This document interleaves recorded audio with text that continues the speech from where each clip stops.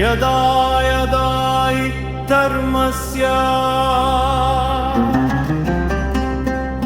ಗ್ಲಾನಿರ್ಭವತಿ ಭಾರತ ಅಭ್ಯುತ್ಥಾನಮಧರ್ಮಸ್ಯ ತದಾತ್ಮಾನಂ ಸೃಜಾಮಯ.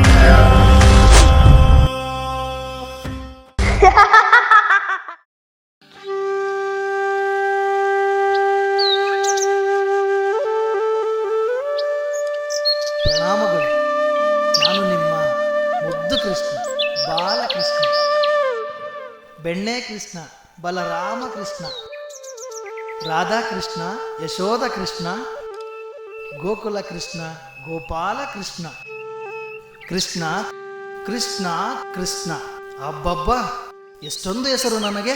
ಹೇಳುತ್ತಾ ಹೋದರೆ ಮುಗಿಯುವುದೇ ಇಲ್ಲ ಅಲ್ಲವೇ?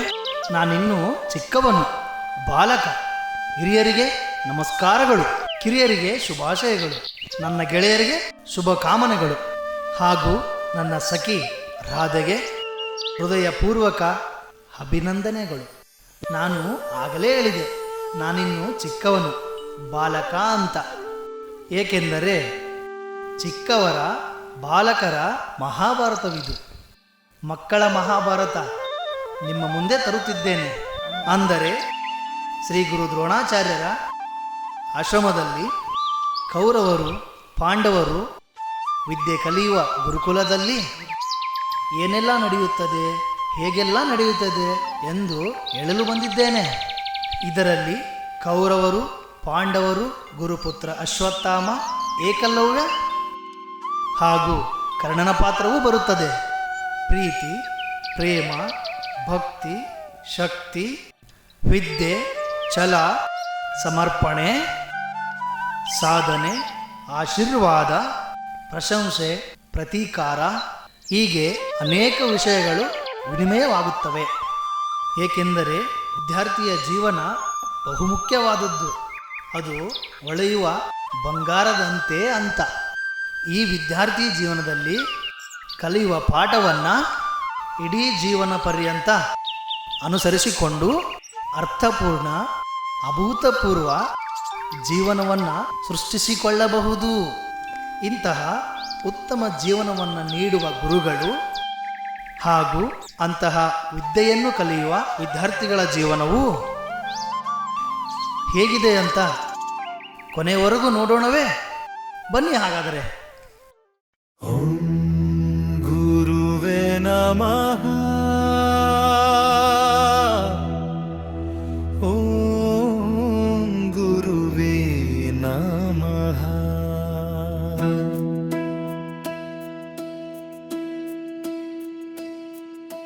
ಓಂ ಗುರುವೇ ನಮಃ. ಓಂ ಗುರುವೇ ನಮಃ. ಗುರುಕುಲೈ ಗುರುಕುಲ ಹರಿಗುರುವಿನ ಪರಮ ನೆಲ. ದ್ವಾಪರ ಯುಗದ ಶಾಲೆ ದ್ರೋಣರ ತಪದ ನೆಲೆ. ಗುರುಕುಲೈ ಗುರುಕುಲ ಹರಿಗುರುವಿನ ಪರಮ ನೆಲ. ಶ್ರದ್ಧೆ ಭಕ್ತಿಯ ಮನವಾಗಬೇಕು, ಇದ್ದು ವಿದ್ಯೆಯ ಕಲಿಯಬೇಕು, ರೆದ್ದು ಗುರುವಿನ ಮನಸ್ಸು ಶುದ್ಧರಾಗಿ ಬೆಳೆಯಬೇಕು. ಗುರುಕುಲೈ ಗುರುಕುಲ ಹರಿಗುರುವಿನ ಪರಮ ನೆಲ.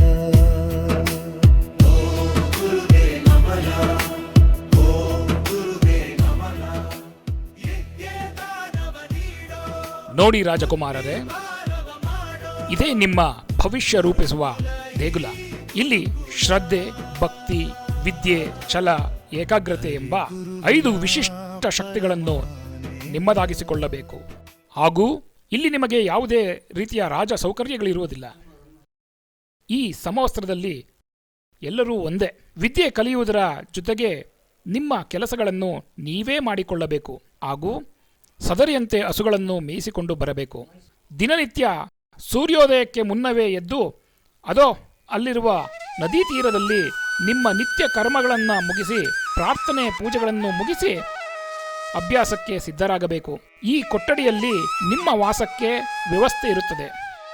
ಅಲ್ಲಿರುವ ಅಸ್ತ್ರಗಳನ್ನು ಹಾಗೂ ಆಶ್ರಮವನ್ನು ಸ್ವಚ್ಛವಾಗಿಟ್ಟುಕೊಳ್ಳಬೇಕು. ಆಗಲಿ ಗುರುಗಳೇ, ನಿಮ್ಮ ಅಪ್ಪಣೆಯಂತೆ ನಾವೆಲ್ಲರೂ ಪಾಲಿಸುತ್ತೇವೆ. ಗುರುಗಳೇ, ಆಟವಾಡಲು ಹರಟೆಗೆ ಅವಕಾಶವಿಲ್ಲವೇ? ಇದೆ, ಅದು ಮಿತವಾಗಿರಬೇಕು. ಇದು ಆಶ್ರಮ, ದೇವಸ್ಥಾನವಿದ್ದಂತೆ. ಇಲ್ಲಿ ಮೋಜು ಮಸ್ತಿಗೆಲ್ಲ ಅವಕಾಶವಿರುವುದಿಲ್ಲ. ಗುರುಗಳೇ, ನಿಮ್ಮ ಸೇವೆ ಮಾಡುವ ಅವಕಾಶವಿದೆ ಅಲ್ಲವೇ? ಖಂಡಿತ ಇದೆ ಅರ್ಜುನ. ಅದು ನಿಮ್ಮ ಸಂತೋಷಕ್ಕಾಗಿ ಮಾತ್ರ.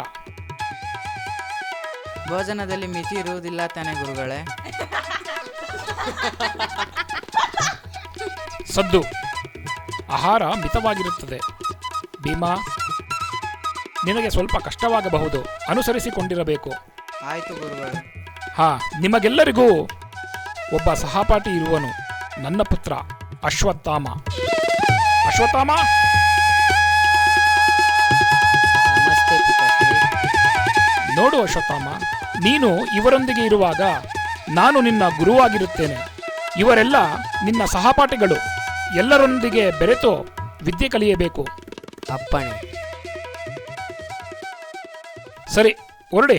ಪ್ರಯಾಣದಿಂದ ದಣಿದಿದ್ದೀರಿ, ವಿಶ್ರಾಂತಿ ಪಡೆಯಿರಿ. ಗುರುಕುಲ ಈ ಗುರುಕುಲ,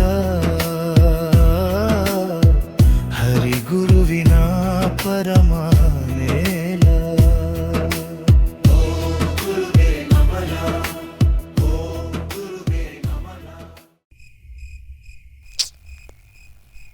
ಛೇ, ಲಾಸ್ಟಲ್ಲಿ ಅದಿದೆಯಾ?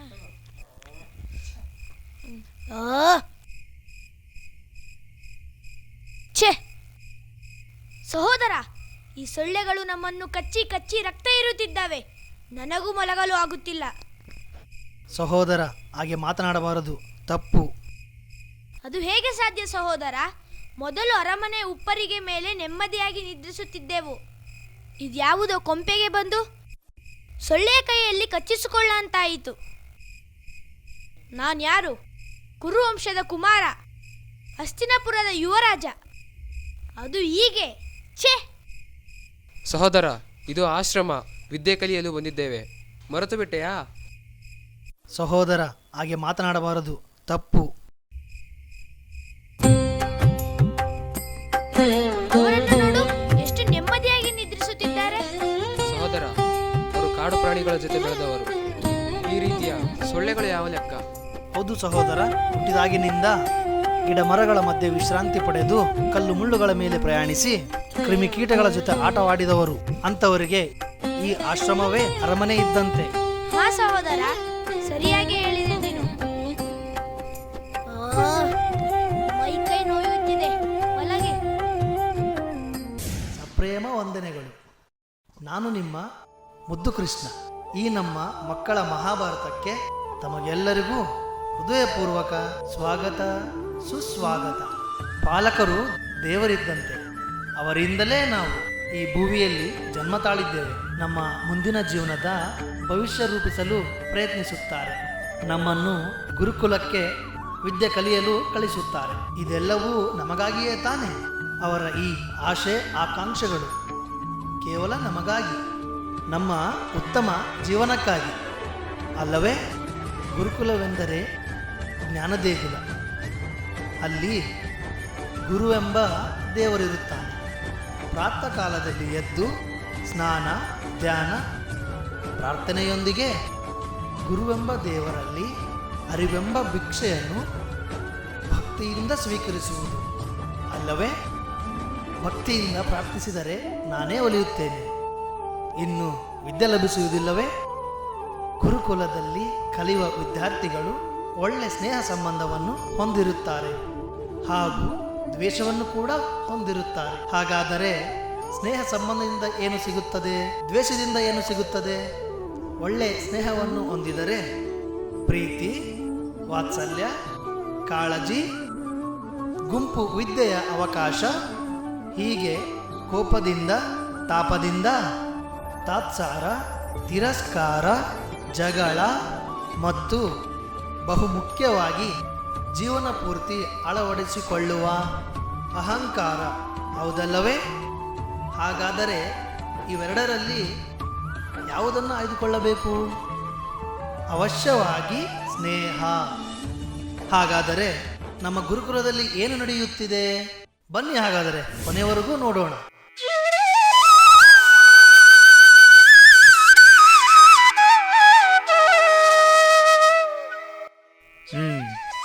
ಇನ್ನೂ ಮಲಗಿರುವಿರೆ? ಹೇಳಿ, ಎದ್ದೇಳಿ, ಸೂರ್ಯೋದಯವಾಗಿದೆ. ಹೋಗು ಸೇವಕ, ನಿದ್ದೆ ಆಗಿಲ್ಲ ಇನ್ನು. ಹೇ, ಎದ್ದೇಳು ಮೂರ್ಖ! ಹೋಗತ್ತ, ಸುಮ್ಮನೆ ಹೋಗು, ಇಲ್ಲದಿದ್ದರೆ ಶಿಕ್ಷೆಗೆ ಗುರಿಯಾಗುತ್ತೀಯ. ವಿವೇಕವಿಲ್ಲದಂತೆ ಮಾತನಾಡುತ್ತಿರುವೆಯಾ? ಹೇಳು. ನದಿ ತೀರಕ್ಕೆ ಹೋಗಿ ಕರ್ಮಾದಿಗಳನ್ನು ಮುಗಿಸಿಕೊಂಡು ಬನ್ನಿ, ಅಭ್ಯಾಸಕ್ಕೆ ಸಮಯವಾಗುತ್ತಿದೆ. ಎದ್ದೇಳಿ, ಹೇಳಿ.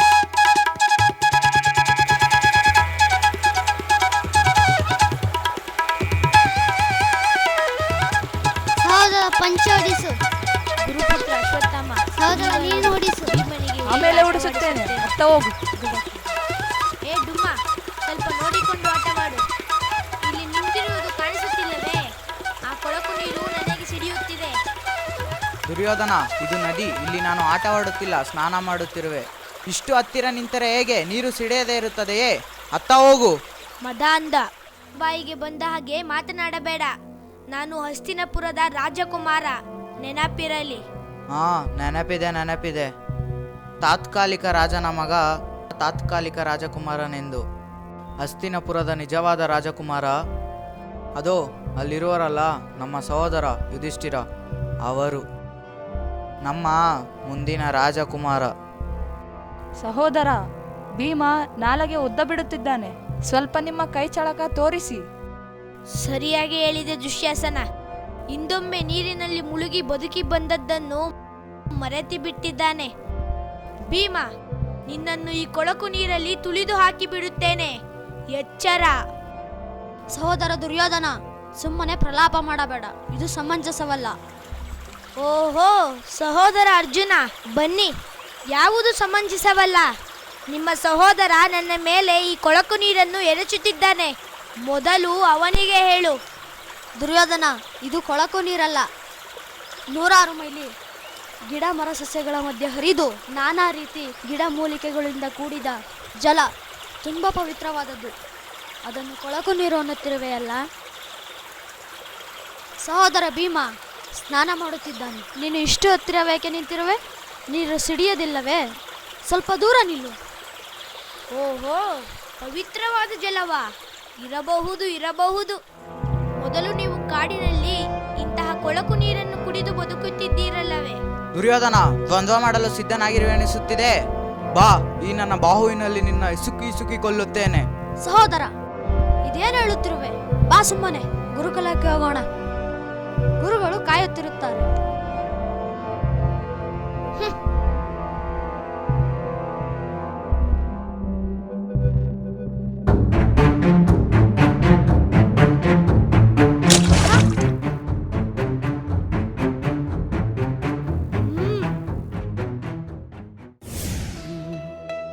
ಗುರುಕುಲ ಗುರುಕುಲ. ಶಿಷ್ಯಂದಿರೆ, ಇಂದಿನಿಂದ ನಿಮ್ಮ ಹೊಸ ಜೀವನ ಪ್ರಾರಂಭವಾಗುತ್ತದೆ. ವಿದ್ಯೆ ಪ್ರಾಪ್ತಿಗಿಂತ ಈ ಬ್ರಹ್ಮಾಂಡದಲ್ಲಿ ಬೇರೆ ಯಾವ ವಸ್ತುವಿಗೂ ಮಹತ್ವವಿಲ್ಲ. ಪ್ರತಿಯೊಬ್ಬರಿಗೂ ವಿದ್ಯೆ ಬಹುಮುಖ್ಯವಾದದ್ದು, ಅದರಲ್ಲೂ ರಾಜಕುಮಾರರಿಗಂತೂ ಬಹುಮುಖ್ಯವಾದದ್ದು. ಇಲ್ಲಿ ಕಲಿಯುವ ವಿದ್ಯೆಯಿಂದ ನಿಮ್ಮ ಜೀವನದ ಪೂರ್ತಿ ದಿನಗಳನ್ನು ಕಳೆಯಲು ಉಪಯುಕ್ತವಾಗುತ್ತದೆ. ಅಗೋ, ಅಲ್ಲಿರುವ ಮರದ ಕೊಂಬೆಯ ಮೇಲೆ ಪಕ್ಷಿಯ ಗೊಂಬೆ ಇದೆಯಲ್ಲವೇ?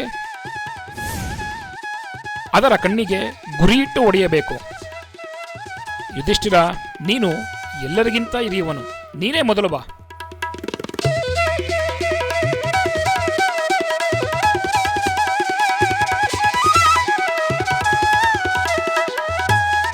ಗುರಿ ಇಡು. ನಿನಗೆ ಏನು ಕಾಣುತ್ತಿದೆ ಹೇಳು? ಗುರುಗಳೇ, ಮರ ಕಾಣುತ್ತಿದೆ. ಮರದ ಕೊಂಬೆಯ ಮೇಲೆ ಒಂದು ಪಕ್ಷಿ ಕಾಣುತ್ತಿದೆ. ಪಕ್ಷಿಯ ಪಕ್ಕದಲ್ಲಿ ಒಂದು ಗುಬ್ಬಿಯ ಗೂಡು ಕಾಣುತ್ತಿದೆ. ಆ ಗೂಡಿನೊಳಗೆ ಗುಬ್ಬಿಯ ಮರಿಗಳಿವೆ. ನಾನು ಬಾಣ ಬಿಡುವಾಗ ಆ ಗುಬ್ಬಿ ಮರಿಗಳಿಗೆ ಹಾನಿಯಾಗದಂತೆ ನೋಡಿಕೊಳ್ಳಬೇಕು. ಅದು ಕೆಳಗೆ ಬಿದ್ದರೆ ಕೆಳಗಿರುವ ಇರುವೆ ಗೂಡು ಒಡೆದು ಹೋಗುತ್ತದೆ. ಅವೆಲ್ಲವನ್ನು ನೋಡಿಕೊಂಡು ಪ್ರಹಾರ ಮಾಡುವುದೇ ನನ್ನ ಕರ್ತವ್ಯ. ಅದ್ಭುತ ಯುಧಿಷ್ಠಿರ, ನಿನಗೆ ಒಂದೇ ಬಾರಿ ಇಷ್ಟೆಲ್ಲ ಕಾಣುತ್ತಿದೆ, ಹಾಗೂ ಅದರ ಪರಿಣಾಮದ ಬಗ್ಗೆಯೂ ನಿನಗೆ ಅರಿವಿದೆ. ಒಳ್ಳೆಯ ಆಡಳಿತಗಾರ ಆಗಬೇಕಾದವನಿಗೆ ಇರುವ ಬಹುಮುಖ್ಯ ಗುಣ ನಿನ್ನದು. ಆದರೆ ಒಳ್ಳೆಯ ಬಿಲ್ಲುಗಾರನಾಗಲಾರೆ. ಹೋಗು, ಅಲ್ಲಿ ನಿಲ್ಲು.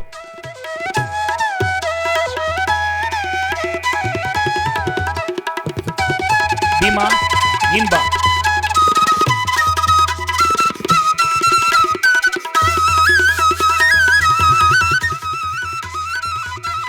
ಏನು ಕಾಣುತ್ತಿದೆ ನಿನಗೆ?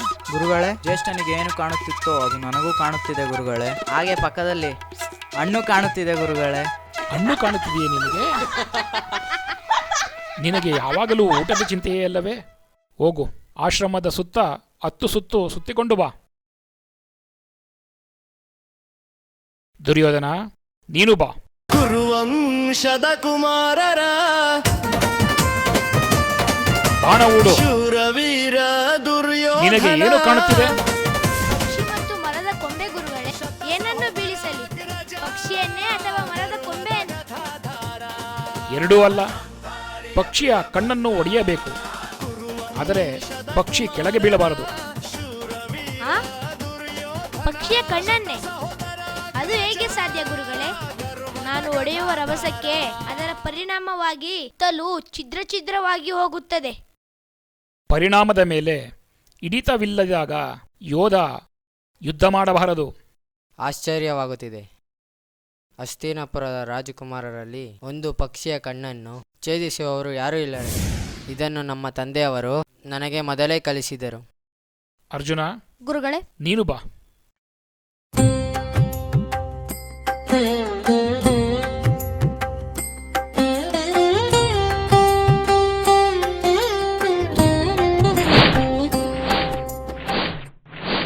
ಅರ್ಜುನ, ನಿನಗೇನು ಕಾಣುತ್ತಿದೆ? ನನಗೆ ಕೇವಲ ಪಕ್ಷಿಯ ಕಣ್ಣು ಮಾತ್ರ ಕಾಣುತ್ತಿದೆ ಗುರುದೇವ.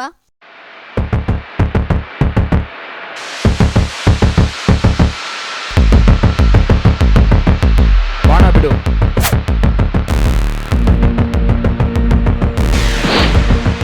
ಶ್ರದ್ಧೆ ಭಕ್ತಿ ಶಕ್ತಿಯೂ ಉತ್ತಮ ಪಾರ್ಥನ ವಿದ್ಯೆಯೂ ಮಧ್ಯಮ ಪಾಂಡವ ಅರ್ಜುನ ಕುಂತಿಯ ಪ್ರೀತಿಯ ಪುತ್ರನು.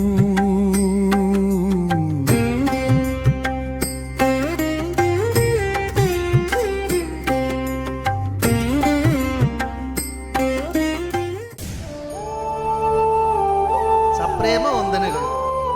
ನಾನು ನಿಮ್ಮ ಪ್ರೀತಿಯ ಗೋಕುಲ ಕೃಷ್ಣ. ವಿದ್ಯೆ ಎಂದರೇನು? ಅದನ್ನು ಹೇಗೆ ಪ್ರಾಪ್ತಿ ಮಾಡಿಕೊಳ್ಳುವುದು? ಇದು ನಿಮಗೆ ತಿಳಿದಿದೆಯೇ? ನಾನಂತೂ ಎಲ್ಲ ವಿದ್ಯೆಗಳನ್ನು ನೀಡಿರುವೆ ನಿಮಗೆ. ಅದನ್ನು ನೀವು ಗುರುತಿಸಿಕೊಳ್ಳಬೇಕು. ವಿದ್ಯೆಯನ್ನು ಬರೀ ಗುರುಕುಲದಲ್ಲಿ ಮಾತ್ರ ಕಲಿಯುವುದಲ್ಲ, ಮನೆಯಲ್ಲಿ ತಂದೆ ತಾಯಿಗಳಿಂದ, ಅಣ್ಣ ತಮ್ಮಂದಿರಿಂದ, ಅಕ್ಕ ತಂಗಿಯರಿಂದ, ಬಂಧು ಬಳಗದಿಂದಲೂ ತುಂಬ ವಿದ್ಯೆಯನ್ನು ಕಲಿಯುತ್ತೇವೆ. ಅದು ನಮ್ಮ ಅರಿವಿಗೆ ಬರುವುದೇ ಇಲ್ಲ.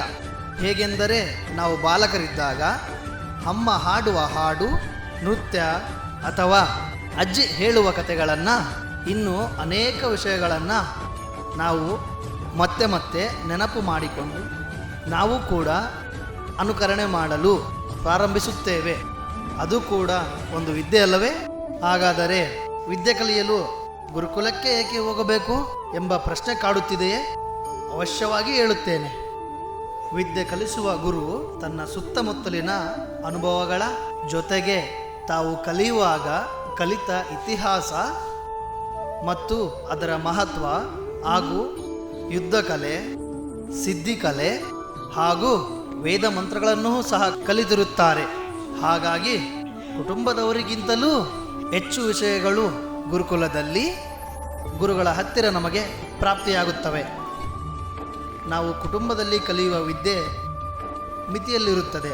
ಅಂದರೆ ಒಂದು ಮಗು ಹೆಚ್ಚು ನೃತ್ಯಾಭ್ಯಾಸ ಮಾಡುತ್ತಿದ್ದರೆ ಅದಕ್ಕೆ ಕಾಲು ನೋಯುತ್ತಿದೆ ಎಂದು ಪೋಷಕರು ತಡೆಯುತ್ತಾರೆ ಅಲ್ಲವೇ?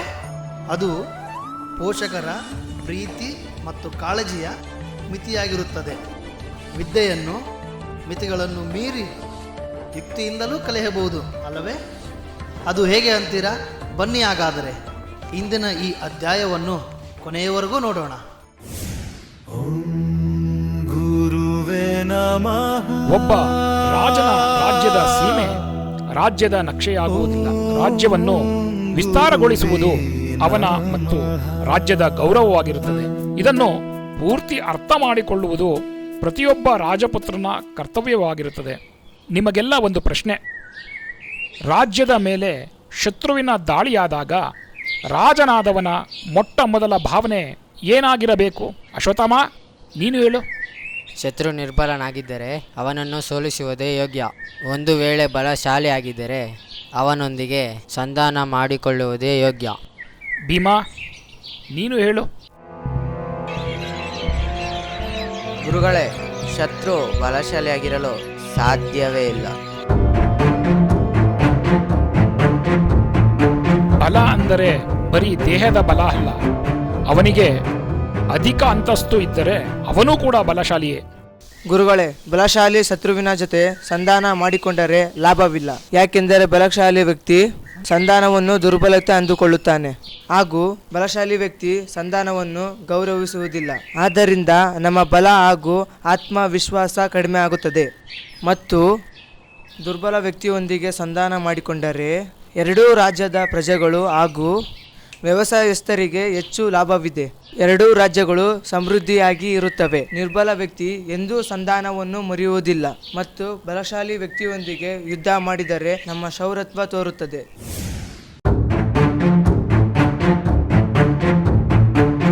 ಗುರುಗಳೇ, ದುರ್ಬಲನಿರಲಿ ಅಥವಾ ಬಲಶಾಲಿಯೇ ಆಗಿರಲಿ, ಶತ್ರುನೇ. ಅವನೊಂದಿಗೆ ಒಂದೇ ವ್ಯವಹಾರ ಮಾಡಬೇಕು. ದೇ ಯುದ್ಧ ಮಾಡುವುದೇ ಯೋಗ್ಯ. ಕುರುವಂಶದ ಕುಮಾರರ ಶೂರವೀರ ದುರ್ಯೋಧನ, ಶತ ಸಹೋದರ ಅಗ್ರಜ ಗರ್ವದ ಗಥಾಧಾರ,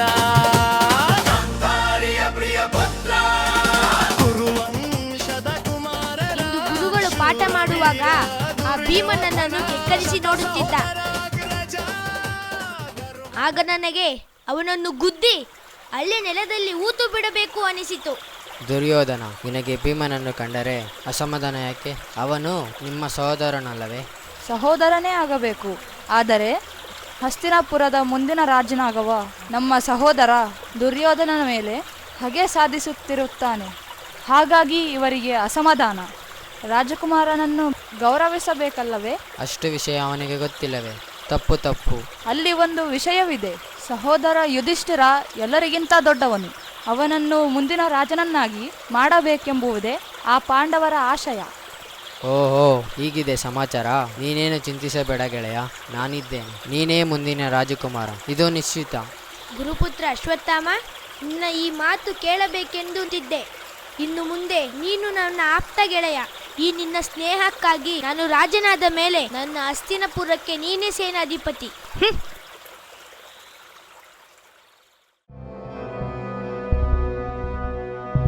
ಅಲ್ಲಿ ನೋಡು, ಕೆಸರಿನ ಹೊಂಡ. ಕೆಸರಿನ ಹೊಂಡ ಅಂದರೆ?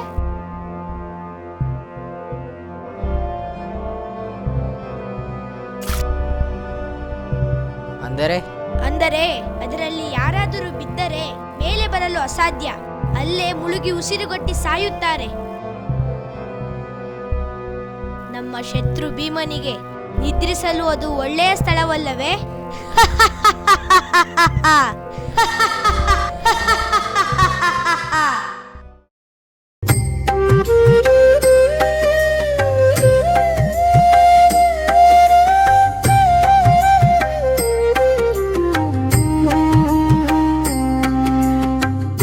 ಶ್ರದ್ಧೆ ಭಕ್ತಿ ಭಕ್ತಿ ಶಕ್ತಿಯೂ ಉತ್ತಮ ಪಾರ್ಥನ ವಿದ್ಯೆಯೂ ಮಧ್ಯಮ ಪಾಂಡವಾರ್ಜುನ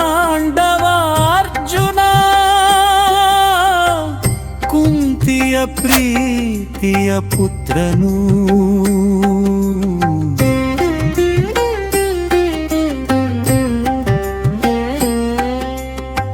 ಶ್ರದ್ಧೆ ಭಕ್ತಿ ಶಕ್ತಿಯೂ ಉತ್ತಮ ಪಾರ್ಥನ ವಿದ್ಯೆಯೂ ಮಧ್ಯಮ ಪಾಂಡವಾರ್ಜುನ ಕುಂತಿಯ ಏಕೆ ಅರ್ಜುನ ನಿಲ್ಲಿಸಿಬಿಟ್ಟೆ? ಬಾಣ ಬಿಡು. ಕತ್ತಲಾಯ್ತಲ್ಲ ಗುರುದೇವ, ಕತ್ತಲಲ್ಲಿ ಗುರಿ ಕಾಣುವುದಿಲ್ಲ, ಅದಕ್ಕೆ ನಿಲ್ಲಿಸಿದೆ. ಒಬ್ಬ ಯೋಧನಿಗೆ ತನ್ನ ಮಿತಿಯ ಬಗ್ಗೆ ಅರಿವಿರಬೇಕು.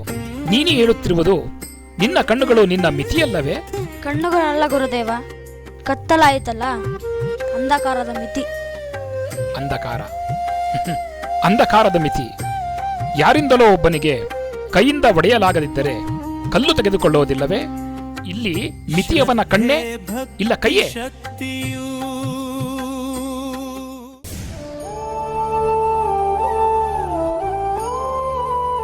ಸಪ್ರೇಮ ವಂದನೆಗಳು. ನಾನು ನಿಮ್ಮ ಗೋಪಾಲಕೃಷ್ಣ. ಈ ನಮ್ಮ ಮಕ್ಕಳ ಮಹಾಭಾರತಕ್ಕೆ ತಮಗೆಲ್ಲರಿಗೂ ಹೃದಯಪೂರ್ವಕ ಸ್ವಾಗತವನ್ನು ಕೋರುತ್ತೇನೆ. ಗುರುಭಕ್ತಿ.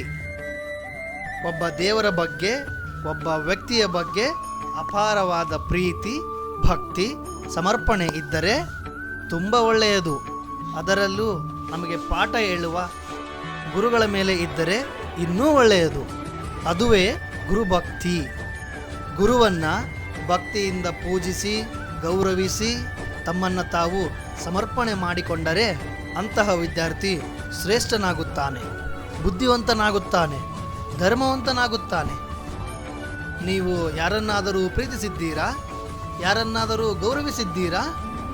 ಅವರಿಗೆ ನೀವು ಸಮರ್ಪಣೆ ಮಾಡಿದ್ದೀರಾ? ಅಂದರೆ ನೀವು ತುಂಬ ಶ್ರೇಷ್ಠರು, ಪುಣ್ಯವಂತರು.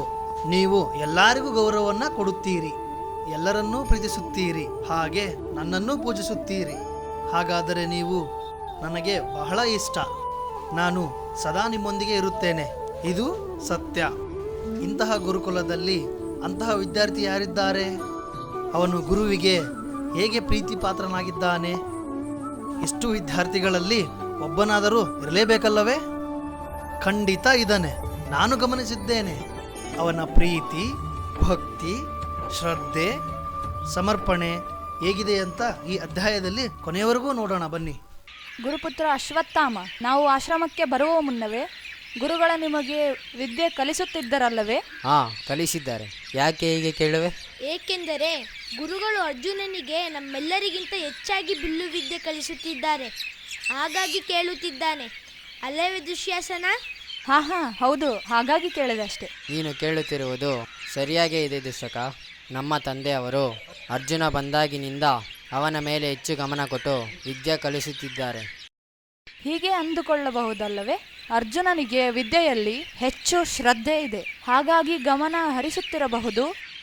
ಅವನು ಎಷ್ಟೇ ಶ್ರದ್ಧೆಯಿಂದ ಕಲಿತರೂ, ತಂದೆಯವರು ಎಷ್ಟೇ ಅವನ ಬಗ್ಗೆ ಗಮನ ಹರಿಸಿದರೂ ನನಗೆ ಕಲಿಸಿದ್ದು ಅವನಿಗೆ ಕಲಿಸುವುದಿಲ್ಲ.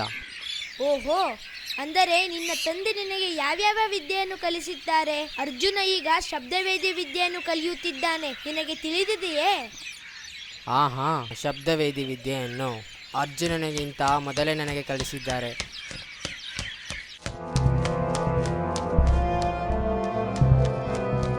ಅದು ಕೇಳಿಸಿಕೊಳ್ಳಿ, ಪೊದೆಯಲ್ಲಿ ಯಾವುದೋ ಪ್ರಾಣಿ ಹೋಗುತ್ತಿದೆ. ನಾನು ಬಿಡುವ ಬಾಣದಿಂದ ಅದು ಅಲ್ಲೇ ಸತ್ತು ಬೀಳುತ್ತದೆ, ನೋಡುತ್ತೀರಿ.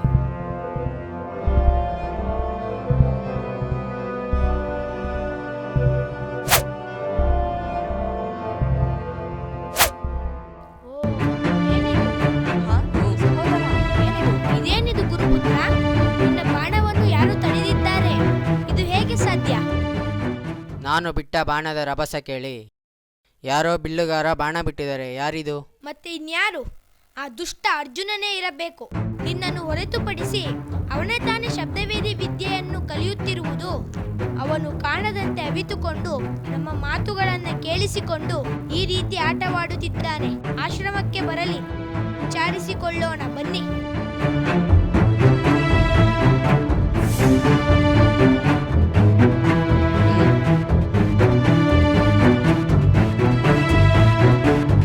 ದುರ್ಯೋಧನ, ಅಲ್ಲಿ ನೋಡು, ಅರ್ಜುನ ಇಲ್ಲೇ ಇರುವನು.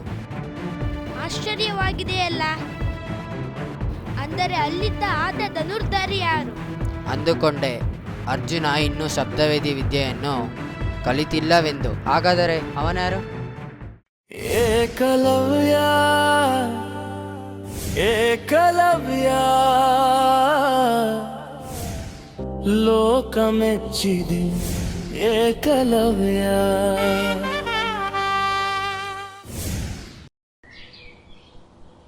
ಸಹೋದರ ನಕುಲ, ಇಲ್ಲಿ ಬಾ. ಏನು ಸಹೋದರ? ಬಾ, ಹೇಳುತ್ತೇನೆ. ಇಲ್ಲಿ ನನ್ನ ಹಸುವನ್ನು ಮೇಯಿಸುತ್ತೇನೆ. ನಿಮ್ಮ ಹಸುವನ್ನು ಅಲ್ಲಿ ತೆಗೆದುಕೊಂಡು ಹೋಗಿ. ಅದು ನನ್ನ ಹಸುವು ಅಲ್ಲ, ನಿನ್ನ ಹಸುವು ಅಲ್ಲ, ಗುರುಗಳದ್ದು. ಸುಮ್ಮನೆ ಪ್ರಲಾಪ ಮಾಡಬೇಡ ನಕುಲ. ಈ ಹಸುಗಳನ್ನು ಗುರುಗಳು ನನ್ನ ಸುಪರ್ದಿಗೆ ಕೊಟ್ಟಿದ್ದಾರೆ. ಸಹೋದರ, ಇದು ಅನ್ಯಾಯ. ಸುಮ್ಮನೆ ನಮ್ಮೊಂದಿಗೆ ಜಗಳ ಮಾಡಲು ಬರುತ್ತಿದೆಯಾ ಅಲ್ಲವೇ? ಜಗಳವೇ? ಹೋಗತ್ತ, ಸಾಕು ಮಾತನಾಡಿ. ಸಹೋದರನನ್ನೇ ದುಃಖಿಯ ಹೋಗತ್ತ.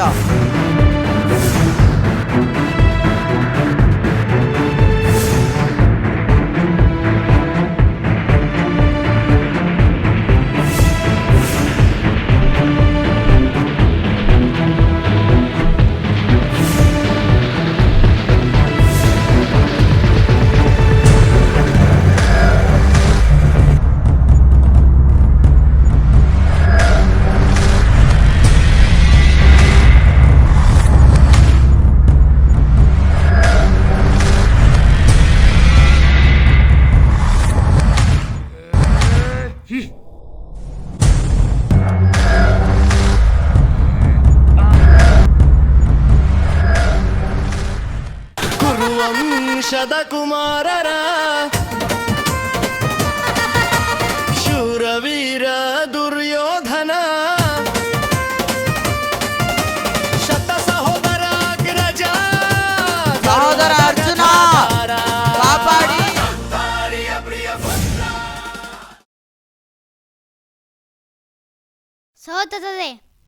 ಸಹೋದರ ದುರ್ಯೋಧನ, ಸಹೋದರ ಭೀಮ ಗದ ಯುದ್ಧ ಮಾಡುತ್ತಿದ್ದರು. ಯುದ್ಧ ಮಾಡುವಾಗ ಆಯ ತಪ್ಪಿ ಸಹೋದರ ಭೀಮ ಕಸನ ಹೊಂಡದಲ್ಲಿ ಬಿದ್ದಿದ್ದಾರೆ.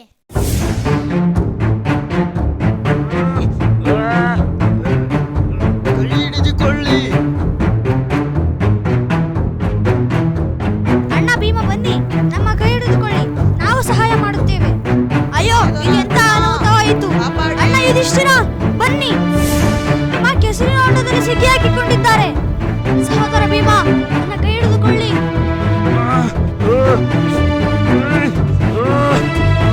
ಕೈ ಕೊಡು ಸಹೋದರ, ನಾವು ಸಹಾಯ ಮಾಡುತ್ತೇವೆ.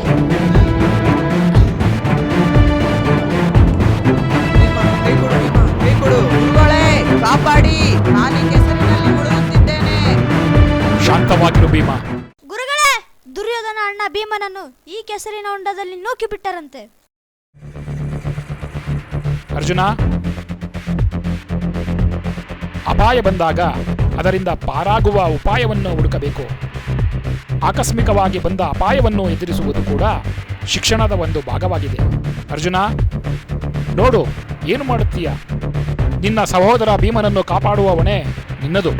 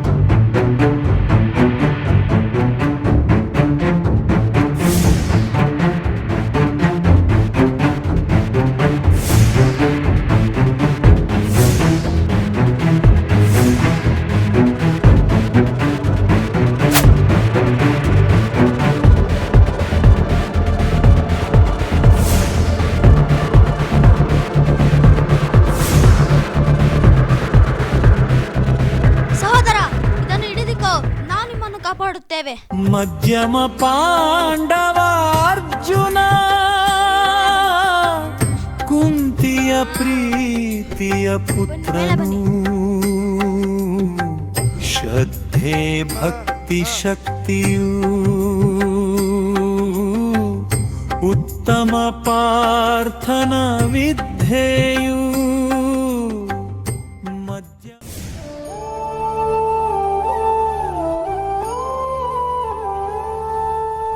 ಸಪ್ರೇಮ ವಂದನೆಗಳು.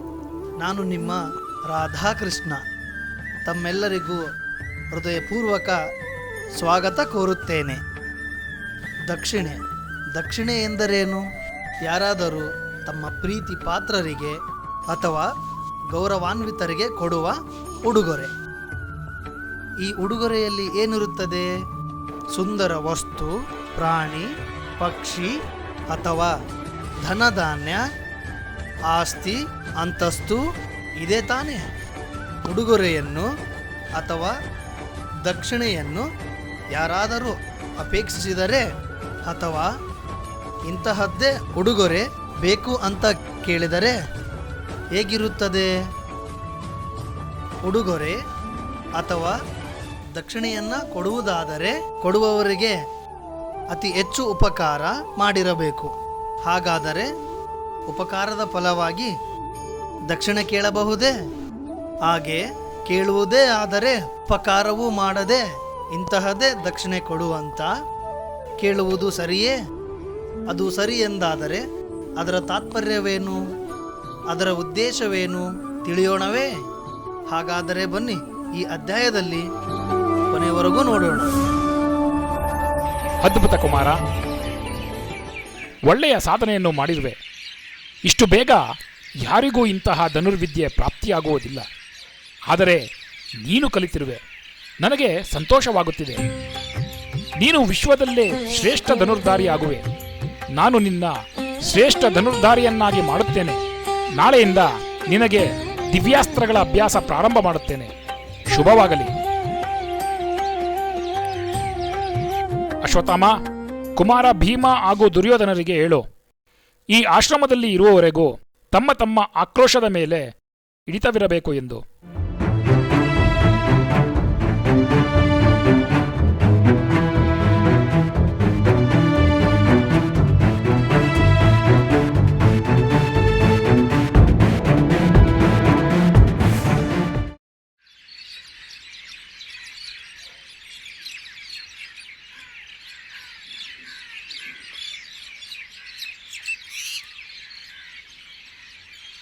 ಇದು ನನ್ನ ಬಣ್ಣ ಅಲ್ವಲ್ಲ?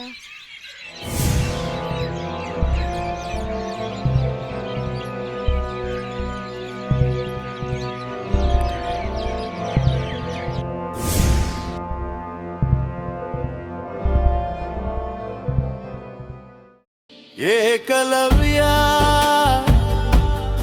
ಏಕಲವ್ಯ ಲೋಕಮೆಚ್ಚಿದಿ ಏಕಲವ್ಯ.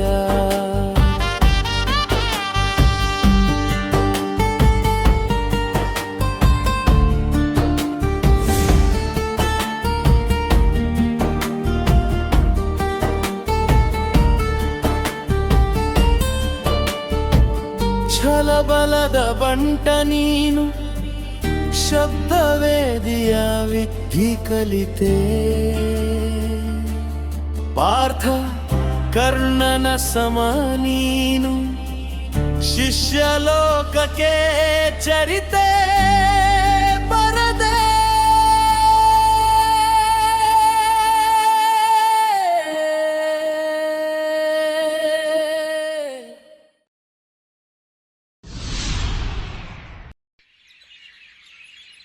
ಯಾರು ನೀನು? ಏಕಲವ್ಯ.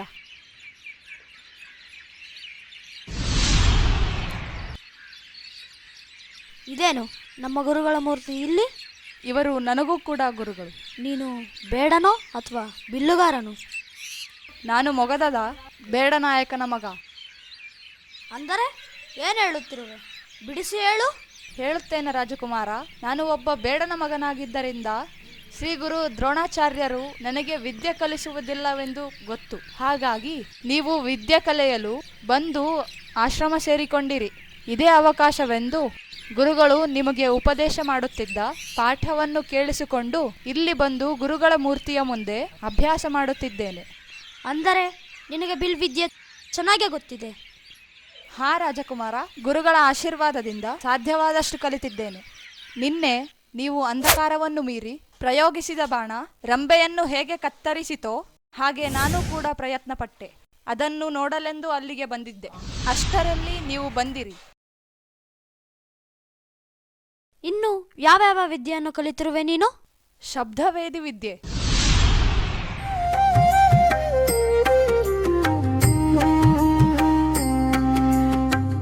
ಶ್ರದ್ಧೆ ಭಕ್ತಿ ಶಕ್ತಿಯೂ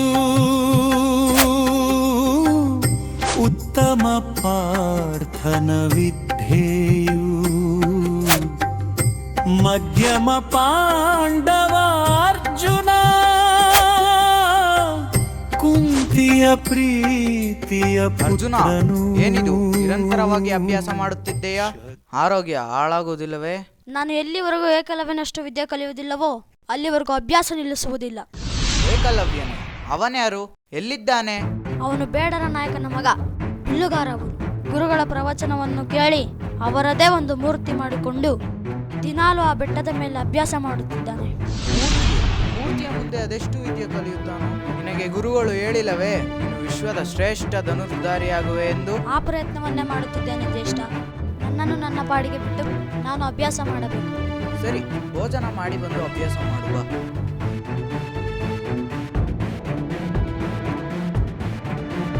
ಅರ್ಜುನ,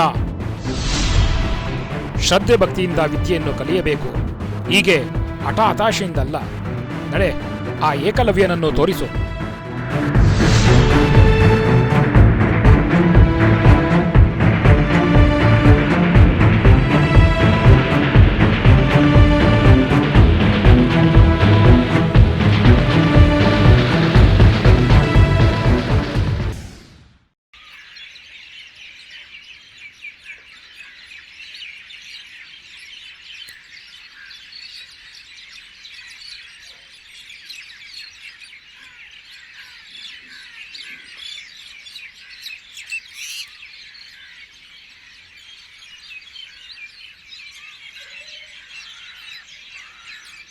ಪ್ರಣಾಮಗಳು ಗುರುಗಳೇ.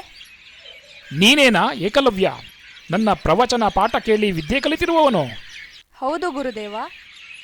ಏನನ್ನು ಕಲಿತಿರುವೆ? ಈಗಲೇ ಪ್ರದರ್ಶಿಸಿ ಸಾಬೀತುಪಡಿಸು. ಅಪ್ಪಣೆ ಗುರುದೇವ, ನಿಮ್ಮ ಕೃಪೆ.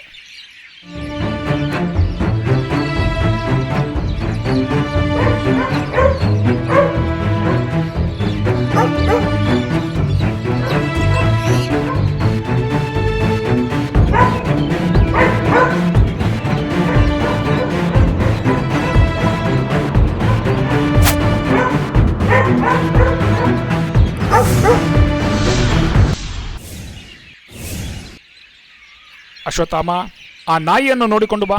ಆಗಲಿ ಪಿತಾಶ್ರೀ.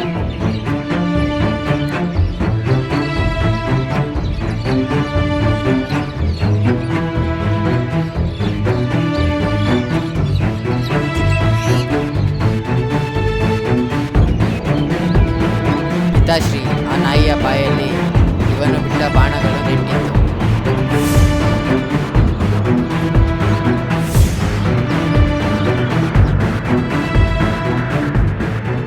ಏಕಲವ್ಯ, ನನ್ನ ಈ ಮೂರ್ತಿಯನ್ನು ಪೂಜಿಸಿ ನನ್ನ ಗುರು ಎಂದು ಸ್ವೀಕರಿಸಿ ವಿದ್ಯೆ ಪ್ರಾಪ್ತಿ ಮಾಡಿಕೊಂಡಿರುವೆ ಅಲ್ಲವೇ?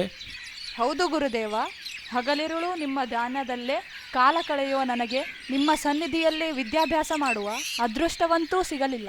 ಹಾಗಾಗಿ ನಿಮ್ಮ ಈ ಮೂರ್ತಿಯನ್ನೇ ಶಕ್ತಿಯೆಂದು ಅರಿತು ವಿದ್ಯೆ ಕಲಿಯಲು ಪ್ರಾರಂಭಿಸಿದೆ. ದಯಾಮಯಿ ನೀವು. ನಿಮ್ಮ ಆಶೀರ್ವಾದದಿಂದ ನನಗೆ ವಿದ್ಯೆ ಲಭಿಸುತ್ತಿದೆ. ಇದರಲ್ಲೇನಾದರೂ ತಪ್ಪಿದ್ದರೆ ಕ್ಷಮಿಸಿ ಗುರುದೇವ. ಇದು ತಪ್ಪು ಒಪ್ಪುಗಳ ಪ್ರಶ್ನೆಯಲ್ಲ. ಈ ಗುರುವಿನಿಂದ ವಿದ್ಯೆ ಕಲಿತ ನೀನು ನನಗೆ ಗುರುದಕ್ಷಿಣೆ ನೀಡಬೇಕು. ಖಂಡಿತ ನೀಡುತ್ತೇನೆ ಗುರುದೇವ. ನಿಮಗೇನು ಬೇಕು ಅಪ್ಪಣೆ ಮಾಡಿ.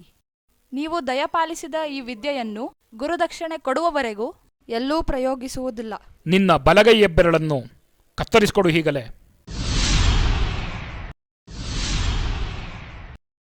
ಅಪ್ಪಣೆ ಗುರುದೇವ, ಸ್ವೀಕರಿಸಿ. ಏಕಲವ್ಯ ಏಕಲವ್ಯ ಲೋಕ ಮೆಚ್ಚಿದೆ ಏಕಲವ್ಯ.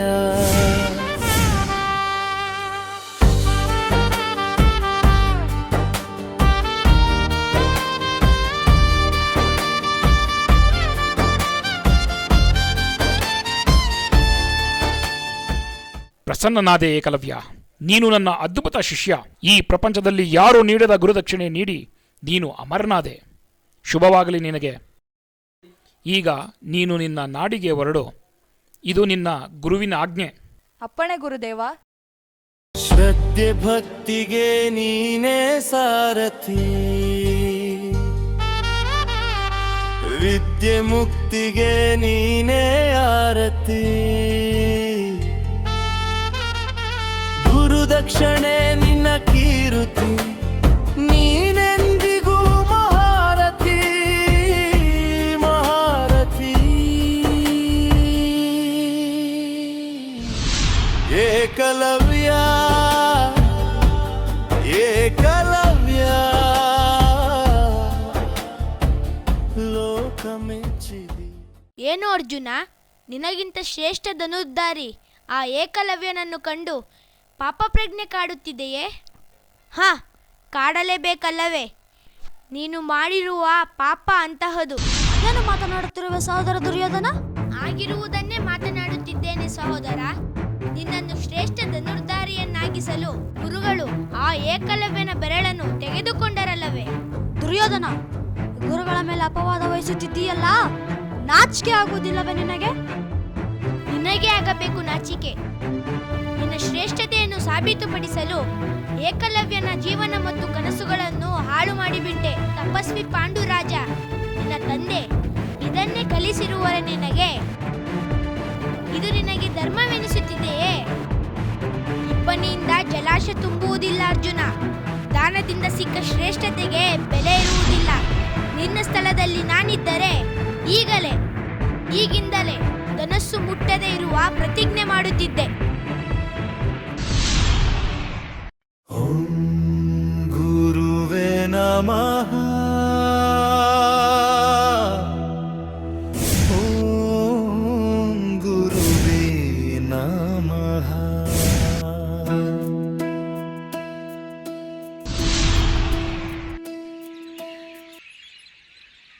ಗುರುಗಳೇ,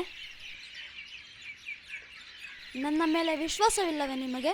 ನಾನು ಶ್ರೇಷ್ಠ ಧನುರ್ಧಾರಿ ಆಗಲಾರನೆ? ಏಕೆ? ನಿನಗೆ ನಿನ್ನ ಗುರುವಿನ ಮೇಲೆ ನಂಬಿಕೆ ಇಲ್ಲವೇ? ಇತರ ಶಿಷ್ಯರೊಂದಿಗೆ ನಾನು ಪಕ್ಷಪಾತ ಮಾಡುತ್ತೇನೆಂದು ನಿನಗೆ ಅನ್ನಿಸುತ್ತಿದೆಯೇ? ಮೋಡಗಳು ವನದಲ್ಲಿ ಹೆಚ್ಚು ಮಳೆ ಸುರಿಸುತ್ತವೆ, ಮರುಭೂಮಿಯಲ್ಲ. ಅದಕ್ಕೆ ಗುರುವನ್ನು ಮೋಡಕ್ಕಿಂತ ದೊಡ್ಡ ದಾನಿ ಎಂದು ಕರೆಯುತ್ತಾರೆ. ಹಾಗಾದರೆ ಏಕಲವ್ಯನಿಂದ ಅಂತಹ ಗುರುದಕ್ಷಿಣೆಯನ್ನು ಏಕೆ ಪಡೆದಿರಿ ಗುರುಗಳೇ? ತನ್ನ ಶಿಷ್ಯನಿಂದ ಏನು ಗುರುದಕ್ಷಿಣೆ ಕೇಳಬೇಕೆಂಬುದು ಗುರುವಿಗೆ ಮಾತ್ರ ಅಧಿಕಾರವಿರುತ್ತದೆ. ಆದರೆ ನಿಮಗೆ ಕಳಂಕವಾಗುವಂಥ ಗುರುದಕ್ಷಿಣೆಯನ್ನು ಏಕೆ ಪಡೆದಿರಿ ಗುರುಗಳೇ? ನನಗೆ ಗೊತ್ತು, ಧೃತರಾಷ್ಟ್ರನ ಮಕ್ಕಳು ಹಾಗೂ ಮುಂದೆ ಬರುವ ಪೀಳಿಗೆಯು ನನಗೆ ಕಳಂಕ ಹೊರಿಸುತ್ತಾರೆ ಅಂತ. ನಾನು ಧರ್ಮದ ಬಂಧನದಲ್ಲಿ ಬಂದಿಯಾಗಿರುವೆ ಅರ್ಜುನ. ಏಕಲವ್ಯ ನನ್ನ ವಿದ್ಯೆಯ ಪ್ರಯೋಗವನ್ನು ಕುರುರಾಷ್ಟ್ರದ ಶತ್ರು ಮೊಗದ ರಾಜ್ಯದ ಪರವಾಗಿ ಪ್ರಯೋಗಿಸುವವನಿದ್ದ. ವಿದ್ಯೆ ರಾಜ್ಯಗಳ ಬಂಧನಕ್ಕೆ ಒಳಪಡುತ್ತದೆ ಗುರುಗಳೇ? ಇಲ್ಲ, ಆದರೆ ವಿದ್ಯೆ ಕೊಡುವ ಗುರು ತನ್ನ ಪ್ರತಿಜ್ಞೆ ಹಾಗೂ ಸೀಮೆಯ ಬಂಧನಕ್ಕೆ ಒಳಪಡುತ್ತಾನೆ. ನಾನು ಕುರುರಾಷ್ಟ್ರ ಕೊಡುವ ಅನ್ನ ತಿನ್ನುತ್ತಿದ್ದೇನೆ. ಅದರಿಂದ ನನ್ನ ಸಮರ್ಪಣೆ ಕೇವಲ ಹಸ್ತಿನಾಪುರಕ್ಕೆ ಮಾತ್ರ ಇರುತ್ತದೆ. ಏಕಲವ್ಯ ಬೇರೆ ಯಾವುದೇ ಗುರುವಿನಿಂದ ವಿದ್ಯೆ ಕಲಿತು ಶ್ರೇಷ್ಠ ಧನುರ್ಧಾರಿಯಾಗಿದ್ದರೆ ಆನಂದವಾಗುತ್ತಿತ್ತು. ಓಂ ಗುರುವೇ ನಮಃ. ಓಂ ಗುರುವೇ ನಮಃ.